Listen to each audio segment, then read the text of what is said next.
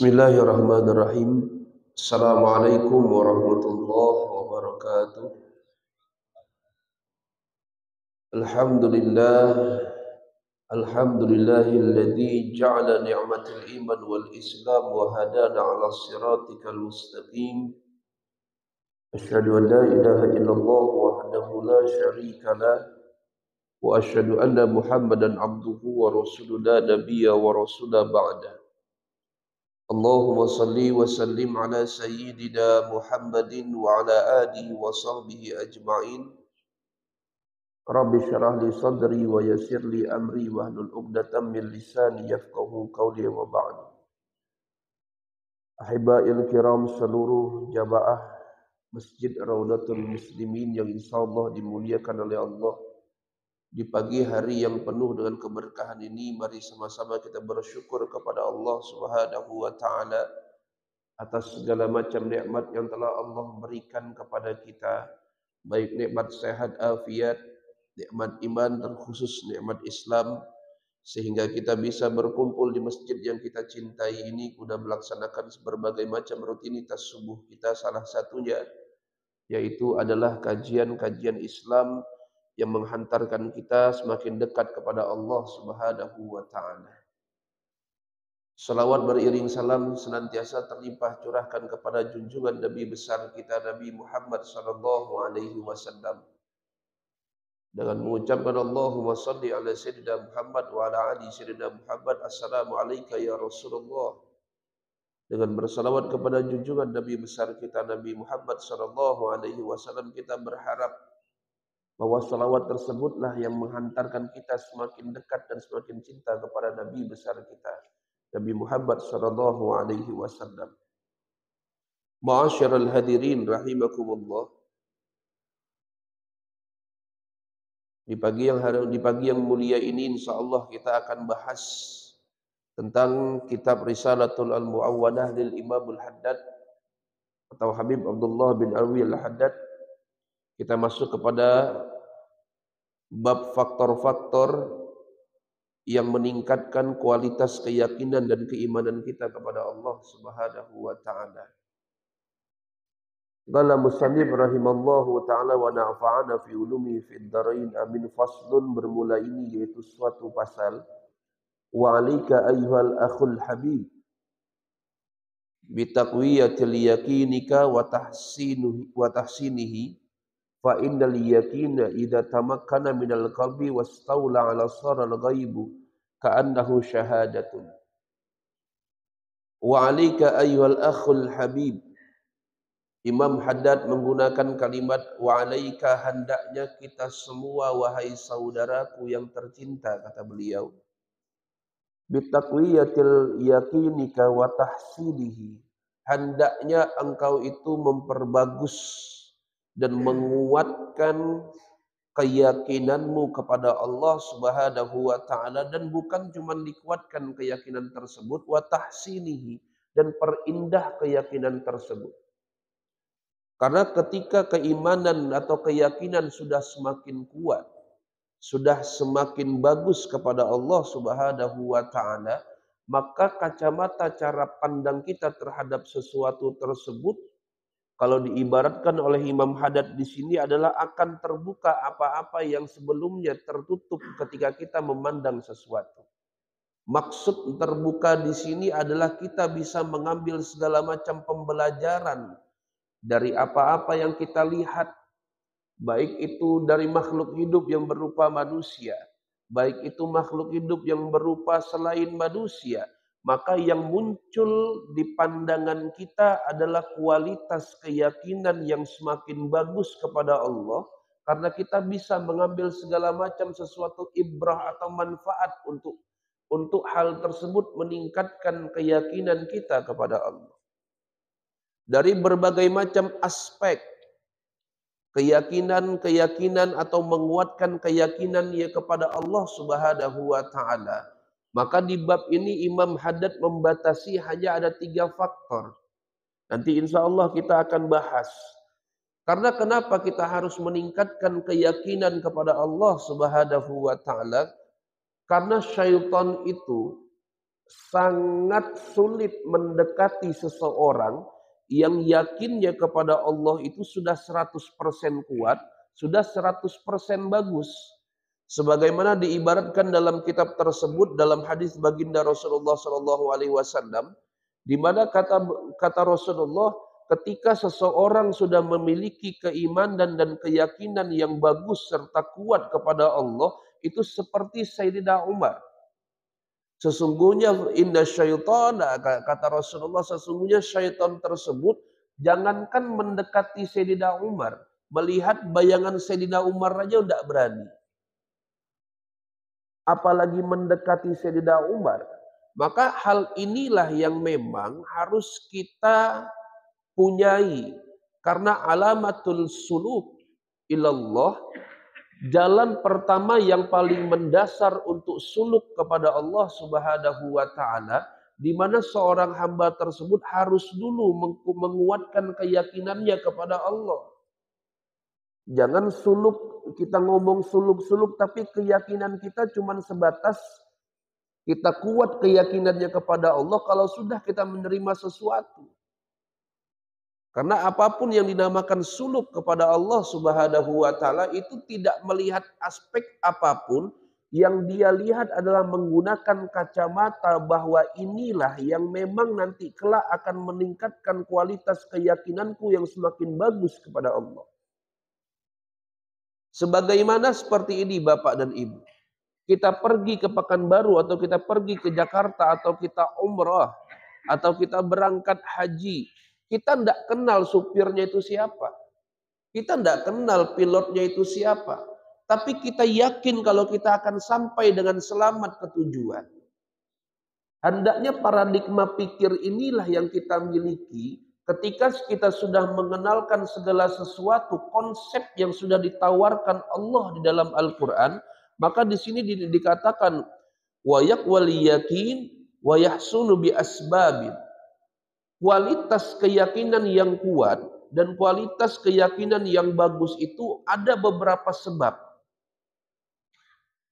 Minha wa huwal aslu walladhi alaihi madaru an yusgiyal abdu biqalbihi wa udunihi ila istima'il ayatil wal akhbar ad-dalati ala jalallahu ta'ala wa kamalihi wa azamatihi wa kibraiyatihi wal firadihi bil khalqi wal amr.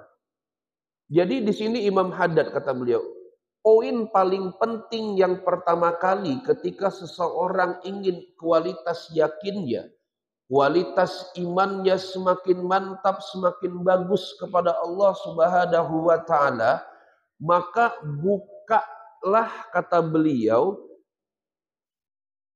hatimu dan pendengaranmu ila istima'il ayatil wal akhbar,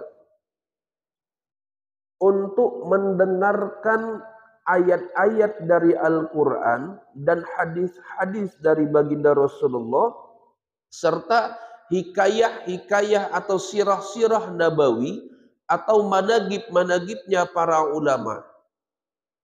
Hal ini digamblangkan langsung oleh Allah Subhanahu wa taala dalam Al-Qur'an, wa kullan naqussu 'alaika min amba'ir rasul ma nuthabbitu bihi fu'adak.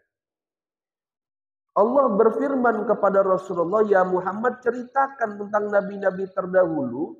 Maka ketika engkau menceritakan tentang nabi terdahulu itu, keyakinanmu akan semakin bagus kepada Allah.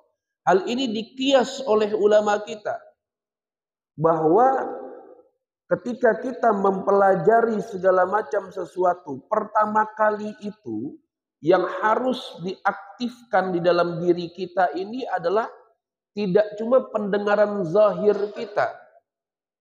Wallahu yakhrujukum min butuni ummahatikum la ta'lamuna syai'a wa ja'ala lakumus sam'a, kata Allah. Ketika kita dikeluarkan dari perut ibu kita, ini filosofi seorang anak bayi. Kita tidak mengetahui apa-apa. Wa ja'ala lakumus sam'a, yang paling pertama kali aktif daripada anak bayi tersebut adalah pendengarannya. wal basar, baru setelah itu penglihatannya. Ketika pendengaran ini yang mulai aktif, maka yang harus pertama kali kita aktifkan bukan cuma pendengaran zahir kita, tapi pendengaran hati kita, ila istima'il ayatil wal akhbar. Ketika mendengar Al-Quran, itu langsung dia akan mengambil sebuah faidah-faidah dari yang dia dengar. Tadi kita baca sama-sama Ar-Rahman, yang bermakna bahwa itu bermakna adalah kasih yang penuh dengan sayang. Maka di situ kita berulang-ulang kali diingatkan oleh Allah, fa bi ayyi ala'i rabbikuma tukadziban, kata Allah. Nikmat mana lagi yang engkau dustakan? Kita sepakat Bapak dan Ibu bahwa Al-Quran itu adalah hudan lindas, petunjuknya para manusia, bukan hudan lil mukminin, hudan lil muslimin. Bukan cuma sekadar petunjuk bagi seorang yang beragama Islam atau dia seorang mukmin, tapi digunakan di situ hudan lindas, petunjuk bagi manusia. Maka siapapun yang akan mempelajari makna daripada Al-Quran, maka dia akan menemukan jalan kebenaran. Konsep kehidupan yang ditawarkan oleh Allah dalam 6.666 ayatnya, 114 surahnya, 30 juz. Itu konsep kehidupan yang ditawarkan oleh Allah untuk kita. Maka Rasul sambil berkata, taraktu fikum amraini idza tamassaktum bihima lan tadilu abadan. Ketika seseorang umatku berpegang teguh kepada dua perkara ini, lan tadilu abadan, kata Rasulullah, takkan pernah dia temukan kesesatan dalam hidupnya. Kitab Allah wa sunnati. Pertama adalah kitab Allah, Al-Quran. Ketika seseorang sudah berpegang teguh kepada Al-Quran, maka tidak akan pernah sedikit pun ia akan menemukan segala macam sesuatu yang akan menyulitkan dirinya. Pertanyaannya, kalau kita mengalami kesulitan, mungkin kita kurang memahami bahasa cinta dari Allah yang melalui Al-Quran.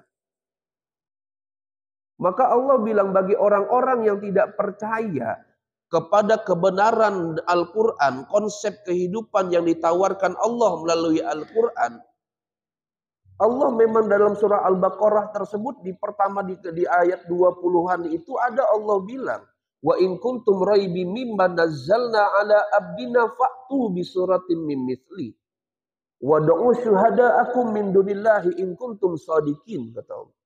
Ketika engkau sudah tidak percaya kepada Al-Quran yang telah kami turunkan kepada hamba pilihan kami tersebut,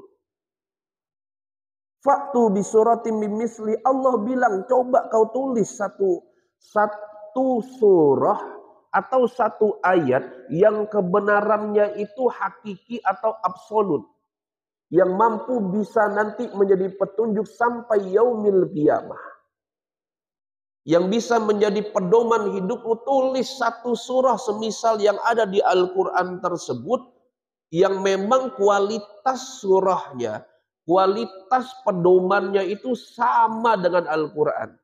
Bahkan terjadi ketika asbabun nuzul ayat ini, itu ada seorang kafir yang tidak percaya ketika Al-Quran itu diturunkan kepada Rasulullah, yang ketika Rasul mewahyukan Al-Quran tersebut, banyak kaum kafir Quraisy yang tidak percaya dengan Al-Quran tersebut dan ditulis semisal daripada ayat Al-Quran. Maka itu muncul surah Al-Fil. Kalau kita alam tara kaifa fa'ala rabbuka bi ashabil fil. Kalimatnya indah. Sastra tertinggi dalam bahasa Arab adalah Al-Quran. Tidak ada orang ahli sastra sekalipun yang mampu menandingi kualitas kalimat yang ada di Al-Quran.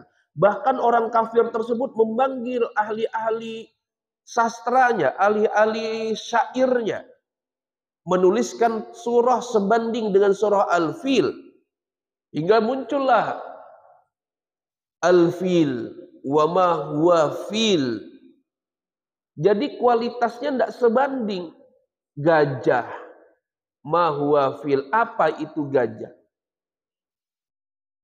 Nah, gajah adalah yang dia cirikan adalah bagaimana bentuknya gajah. Sedangkan ketika dalam surah Al-Fil tersebut itu menceritakan segala sesuatu ketika Mekah ingin diserang oleh tentara Abraha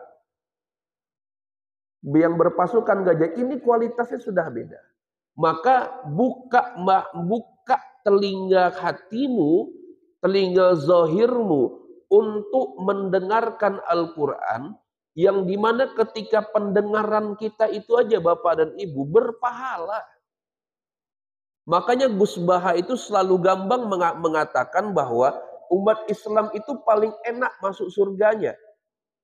Beliau itu seorang kiai, seorang Gus yang moderat sekali gitu. Ketika begitu banyak yang disampaikan yang ibaratnya bahasanya adalah neraka, beliau membahasakan bahasa surga. Kata beliau, umat Islam akhir zaman ini sangat enak untuk masuk ke dalam surga. Karena kenapa? Sekedar mendengar Al-Quran ini sudah berpahala di sisi Allah Subhanahu wa Ta'ala. Mendengarkan orang lain bercerita aja sudah pahala di sisi Allah. Mengambil suatu pembelajaran dari hal-hal yang bermanfaatnya sudah berpahala di sisi Allah. Pertanyaannya, sudahkah Al-Quran itu betul-betul menjadi satu pelengkap di dalam diri kita?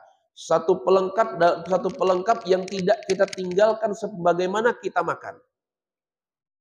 Atau Al-Quran cuma kita baca ketika nanti sudah sampai Ramadan. Ramadan sampai kita baca Bismillahirrahmanirrahim. Alif Lam Mim. Baru kita baca. Ketika mau Ramadan, ketika sudah 10 akhir Ramadan, tidak lagi kita baca. Kita pergi ke pasar. Kita cari baju baru, kita cari segala macam itu, ya Allah. Ini yang memang harus kita miliki, bahwa cara pertama orang suluk kepada Allah, untuk menuju kepada Allah, mantapkan kualitas yakinnya dulu. Bahwa jangan sampai segala sesuatu yang berkaitan dengan keseharian kita, tidak ada Allah di dalamnya. Wal akhbar, dan hadis-hadis baginda Rasulullah Sallallahu Alaihi Wasallam. Pelajari hadis-hadisnya baginda Rasulullah. Banyak hadis-hadis baginda Rasulullah itu, jumlahnya ratusan ribu. Kalau kita memang tidak bisa mempelajari kitabnya, sekarang ini sudah modern Bapak dan Ibu. Buka YouTube, cari guru yang bersanad seperti Buya Yahya kah, Habib Novel kah, Habib Umar kah, Habib Jindan kah, Uwas kah, Ustadz Abdul Somad yang memang dikatakan hadis berjalan. Kalau Ustadz Adi Hidayat dikatakan Al-Quran berjalan. Dengarkan ceramah-ceramah mereka. Pelajari hadis-hadis yang mereka sebut. Pelajari Al-Quran yang mereka sebut. Yang dimana kita sama-sama tahu kualitas Ustadz Adi Hidayat dalam Al-Quran itu tidak perlu diragukan lagi. Bahkan beliau itu hafal sampai barisnya, posisi ininya, dibaca dari bawah ke atas beliau hafal, dibaca dari tengah ke atas atau tengah ke bawah beliau hafal. Kualitasnya sangat luar biasa. Maka ketika kita mempelajari hal tersebut, walaupun ya sebenarnya kita tidak punya kapasitas, misalkan kita tidak punya kapasitas untuk memahami Al-Quran secara sendiri, maka cari gurunya. Tembilahan ini banyak gurunya. Dalam keadaan sendiri kita dengarkan ceramah Ustadz Adi Hidayat. Oh, makna qul huwallahu ahad itu seperti ini sebenarnya. Oh, makna ayat ini seperti ini sebenarnya. Sehingga ada pembelajaran yang selalu kita ambil. Hadis baginda Rasulullah. Oh, seperti itu hadis baginda Rasulullah. Kita banyak Bapak dan Ibu yang tidak tahu hadis baginda Rasulullah Sallallahu Alaihi Wasallam. Yang paling yang kita tahu cuma innama a'malu binniyat. Cuman sebatas segala sesuatu itu tergantung daripada niat. Dan kita akan mendapatkan dari apa yang kita niatkan. Paling cuman seperti itu. Yang penting niat aja dulu. Biasakan kita seperti itu. Padahal dalam Sahih Bukhari kalimatnya tidak sampai situ gitu. Dalam Sahih Bukhari itu wa man kana hijratul lidunya ada lanjutannya. Ketika engkau punya niat yang urusannya cuma untuk dunia, maka yang kau dapatkan cuma seputar dunia. Dilanjutkan lagi dalam hadis tersebut yang masih sama dalam innama alam a'malu binniyat, ketika engkau punya niat, punya tujuan adalah akhirat, maka dunia akan ngikut. Dunia akan ngikut. Maka guru kami itu pernah berkata seperti ini. Kita hidup setidaknya harus punya dua hal. Pertama, kita mengejar ridho Allah Subhanahu wa taala. Yang kedua, kita banggakan hati Nabi Muhammad sallallahu alaihi wasallam fi ayyi makanin kana, kata beliau. Dalam setiap apapun, dalam keadaan apapun, di tempat manapun, dua hal ini saja. Dua hal ini yang jadi pegangan hidup kita, insya Allah, kata beliau, insya Allah kita akan enak ke depannya. Karena kenapa? Yang kita kejar adalah ridho Allah, yang kita kejar adalah syafaat Rasulullah dari cara membahagiakan Nabi Muhammad. Jadi ini yang memang harus mental yang harus kita punyai, sehingga keyakinan kita itu semakin kualitasnya semakin bagus kepada Allah Subhanahu wa taala, dan pelajari sirah-sirah kehidupannya aulia. Pelajari bagaimana kehidupannya para nabi. Lihat kualitas keimanan dan keyakinan Nabi Allah Ayub. Di dalam salah satu kitab Uqudul Lijain itu dikatakan bahwa penyakitnya Nabi Allah Ayub itu di atas daging, di bawah kulit. Jadi bukan di kulit, bukan juga di daging. Ngambang penyakitnya itu. Di bawah kulit, di atas daging. Itu dikatakan. Penyakitnya Nabi Allah Ayub seperti itu. Sehingga ketika digaruk itu tidak mempan. Tidak mempan, digaruk. Sehingga yang tersisa itu cuma dua dari dirinya. Nabi Allah Ayub, hatinya dan lisannya. Yang dia minta langsung kepada Allah, boleh hancurkan semua yang ada, tapi dua yang jangan. Hatinya dan lisannya. Lisan yang untuk berzikir kepada Allah, hati yang semakin kuat keyakinannya kepada Allah. Sampai istrinya, bapak dan ibu, ketika diuji Nabi Allah Ayub dengan penyakitnya tersebut, itu sebenarnya diceritakan dalam Uqudul Lijain itu bahwa syaitan itu tidak tinggal diam. Azazil itu yang minta izin sama Allah. Wahai Allah, aku ingin uji kualitas nabimu Nabi Ayub. Bolehkah? Boleh. Pertama, dibakarnya seluruh ternak-ternak dombanya, ternak-ternak untanya beserta penjaganya. Dibakar. Nabi Allah Ayub masih tenang, masih santai. Masih ingat, masih mengucapkan alhamdulillah. Diambil anaknya. Dibakar anaknya. Masih mengucapkan ya Rabb, kalau ini memang kuasamu, engkau yang maha mengambil. Dan yang terakhir adalah dikasih penyakit. Yang istri beliau meninggalkan beliau dan beliau dikucilkan. Dan dikatakan dalam kitab Uqudul Lijain itu tempat beliau itu adalah di mana? Kalau ibaratnya itu di sini adalah tempat TPU, di samping itu beliau dibuatkan gubuk oleh masyarakat yang ada di kampung tersebut. Di samping tempat TPU, tempat pembuangan umum. Hingga istri beliau yang pertama itu bilang, wahai suamiku, engkau kan nabi. Engkau kan nabi. Doanya nabi ini la ijaban laha. Tidak ada hijab yang akan menghalang terkabulnya doa. Minta bang sama Allah. Minta sama Allah untuk diangkat penyakitmu. Nih, lihat kualitasnya keyakinan dan keimanan Nabi Allah Ayub. Wahai istriku, aku baru 2 tahun diuji seperti ini. 15 tahun kemarin, aku diberi nikmat begitu luar biasa sama Allah. Baru 2 tahun Allah uji aku seperti ini. Aku ngeluh sama Allah. Aku malu sama Allah. Malu sama Allah. Ke 6 tahun datang lagi istrinya minta hal yang sama. Ya Nabi Allah Ayub, doa pang sama Allah. Doa sama Allah. Agar Allah angkat penyakitmu. Aku malu. 15 tahun aku dikasih nikmat, 6 tahun baru diuji. Hingga 15 tahun setelah berselang penyakit tersebut, bayangkan bapak dan ibu. Punya penyakit yang gatal, digaruk enggak kena. Digaruk enggak kena, masih gatal gitu. Hingga dengan garukan tersebut, inilah syum minas syaitan. Disuntikkan racun oleh syaitan, sehingga beliau punya penyakit yang demikian. Ini bahayanya salah satunya. Maka Rasulullah sampai berdoa minta perlindungan dari rihil ahmar yang seperti itu. Nah inilah ketika 15 tahun baru Nabi Allah Ayub dengan isyarat Allah, ya Nabi Allah, ya Ayub doa. Baru Nabi Allah Ayub doa minta sembuhkan penyakitnya. Ini kualitas yang memang ketika kita mendengar ke cerita-cerita demikian, cerita yang kita dengar itu semakin menimbulkan keyakinan yang bagus sama Allah. Jangan cerita yang kita dengar aib tetangga. Itu tuh berekspresi itu. Itu tuh, hanyar kalau mobil hanyar. Ini anak ini panjang kisahnya. Jadi kita mendengar segala sesuatu itu yang memang meningkatkan keyakinan dan kualitas ibadah, kualitas iman kita kepada Allah Subhanahu wa taala. Termasuk pelajari managibnya ulama. Perjalanan hidupnya ulama. Lihat bagaimana guru kumpul.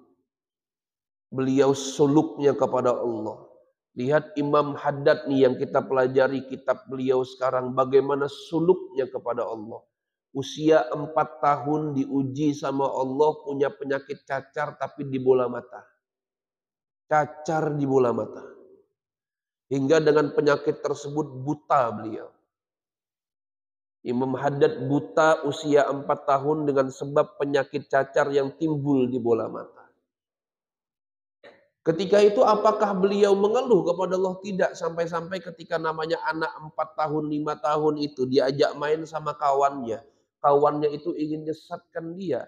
Sehingga ketika ada sebuah lubang, nih Allah kalau sudah orang yang kualitas yakinnya sama Allah itu kuat.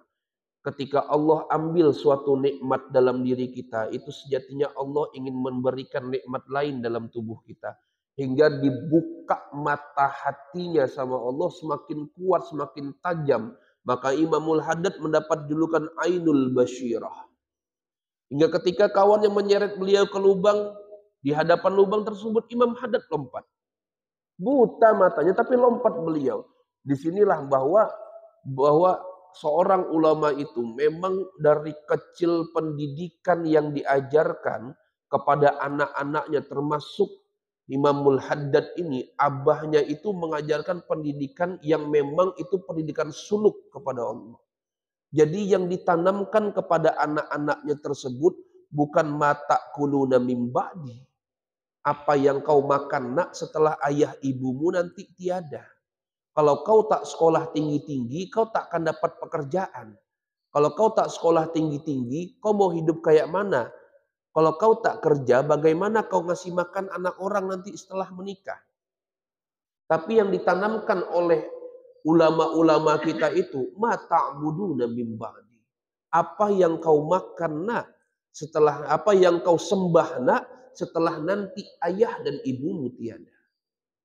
Ini yang memang terkikis. Ketika zaman berkembang ini mulai terkikis sehingga orientasi pikir kita itu adalah anak kita kalau nanti kita udah tidak ada, dia makan apa? Bukan ketika saya nanti tidak ada, anak saya nyembah apa?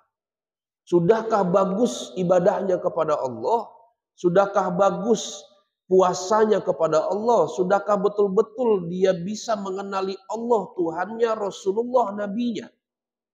Makanya anak-anak ulama tersebut dari kandungan itu, istrinya itu dididik untuk suluk kepada Allah, sehingga yang di kandungan ya Rabb, keluar anak yang betul-betul qurratul a'yun, penyejuk mata orang tuanya. Ini cara didikan salafun saleh, seorang sufi abad ke-12 dulu Imamul Haddad. Beliau dididik oleh orang tuanya dengan kualitas keyakinan dan keimanan yang mantap kepada Allah Subhanahu wa taala. Ini yang harus kita kembalikan muruahnya. Muruahnya yang harus kita kembalikan tuh yang seperti ini. Karena kenapa? Kita punya guru itu di Dalwasana, salah satu guru kita di Dalwasana, itu bercerita bahwa Habib almarhum Habib Hasan bin Ahmad Baharun itu, beliau bilang sama anak-anaknya bahwa saya menghantarkan kalian, saya menghantarkan kalian itu sampai kalian paham ilmu agama. Ketika kalian sudah menjadi soleh, saya yakin dengan ayat Al-Quran kata beliau bahwa orang-orang yang soleh, orang-orang yang alim, Allah yang urus. Bukan lagi abah yang urus. Allah langsung yang urus. Kita cetak anak kita menjadi penghafal Al-Quran misalkan. Ini sudah terjamin kualitasnya dalam Al-Quran bahwa inna nahnu nazzalna dzikra wa inna lahu lahafizun kata Allah.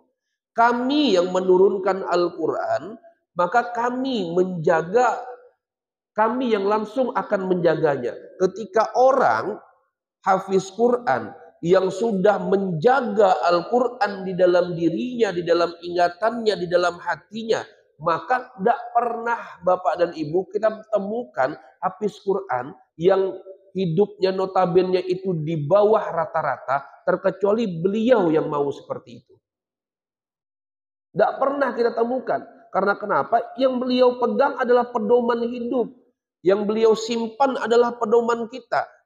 Makanya orang-orang baik dia seorang hafiz kah? Baik dia seorang qari kah? Lihat qari-qari itu. Di Jawa-Jawa sana Bapak dan Ibu, seorang qari itu, ya Rob, itu luar biasa. Kadang ada yang disawer lah. Jangan kita lihat kacamatanya itu bahwa apa bedanya medangdutan disawer? Kada. Suara indah ikhlasnya yang melantunkan ayat Al-Quran membuat hati kita semakin bergetar. Lihat dulu qori legend kita, Kiai Haji Muammar itu. Kalau sudah melantunkan Al-Quran, itu yang dengar itu nangis. Karena kenapa? Ikhlasnya suaranya tersebut melantunkan Al-Quran. Dan ketika seseorang sudah menjaga Al-Quran dalam kehidupannya, Allah yang jaga. Allah langsung yang jaga. Bukan lagi cara pikirnya kita atau misalkan kita berusaha segala macam sesuatu, tapi orang-orang yang dekat sama Allah, Allah yang urus. Ini yang harus kita punya. Ini yang pertama. Cara paling utama bagaimana kita menambah keyakinan kita kepada Allah Subhanahu wa taala. Posisi segala Allah itu ada paling atas di antara segalanya. Jangan begitu kita butuh baru kita ke Allah. Jangan pernah kita punya berpikir seperti ini, Bu. Apa yang telah Allah berikan kepada kita bukan apa yang telah kita berikan kepada Allah. Kita harus punya pikir apa yang sudah aku berikan kepada Allah. Untuk menebus satu nikmat Allah aja ribuan rakaat kita tidak cukup. Allah tutup aib kita. Untuk menebus nikmat itu aja ribuan rakaat itu tidak cukup. Allah kasih subuh tadi kita udara yang segar. Sehingga pernafasan kita menjadi enak. Untuk menebus nikmat itu aja miliaran sedekah dan zakat kita tidak cukup. Jadi apa yang sudah kita berikan kepada Allah, jangan berpikir apa yang sudah Allah berikan kepada kita. Kalau kita berpikir apa yang sudah Allah berikan kepada kita, dari kualitas dari ibadah-ibadah yang kita lakukan, kita menuntut balasannya kepada Allah. Jangan jadikan itu sebagai tugasnya Allah. Ketika Allah ingin membalas seseorang, itu kehendaknya, itu kuasanya. Jadi jangan menjadikan saya ibadah ini kok tidak ada balasan-balasan ininya ya. Saya sudah sholat duha 12 rakaat, kok tidak kaya-kaya ya. Sholat duha iya 12 rakaat tapi tidak kerja sama aja bohong. Jadi ini harus senada, yakin itu harus senada. Harus senada dengan ikhtiarnya. Kita ingin masuk surga, seperti halnya kita ingin masuk surga. Ya toh kita langsung ibadah yang semakin bagus kepada Allah. Yang ibadah itu menghantarkan semua keyakinan kita, iman kita semakin bagus sama Allah. Sehingga dari ibadah tersebutlah kita dibimbing oleh Allah Subhanahu wa ta'ala. Baru poin pertama. Insya Allah kita akan lanjutkan yang kedua dan ketiganya di pertemuan yang akan datang. Wallahu a'lam bishawab. Mohon maaf, mohon ikhlas, mohon ridha Apabila ada kata-kata yang salah, usikum binafsi bittaqullah. Assalamualaikum warahmatullahi wabarakatuh. Amin amin ya rabbal alamin. Bismillahirrahmanirrahim. Hamdalillah hamda ya bi ni'mahu yakafi mazid ya rabbana alhamdu kama yanbaghi li jalali wajhikal karim azim sultanik. Allahumma shalli ala sayyidina Muhammad salatan tanfa'u nabiyana wa ta'uni man amarahu idza arada syai'an yaqulu lahu kun fayakun.